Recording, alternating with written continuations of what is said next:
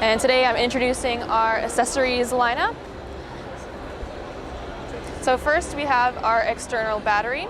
So instead of hardwiring your dash cam for parking mode, you can use the external battery instead, which gives you up to 16 hours of footage before having to be recharged.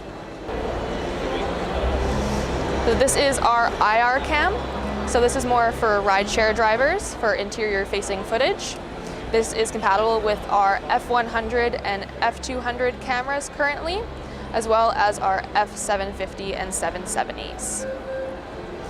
Next we have our weatherproof cam. This is more for trucks or large vehicles that can't have the interior rear-facing camera.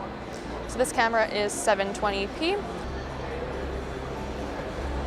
Next we have our standard interior rear camera. These are compatible with all of our models, and depending on which model, they're either 720p or a full 1080p. 140-degree wide-angle lens.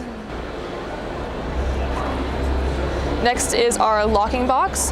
This makes sure your memory card, your power port, and your GPS are all secured in case of theft. Lastly, we have our GPS external antenna.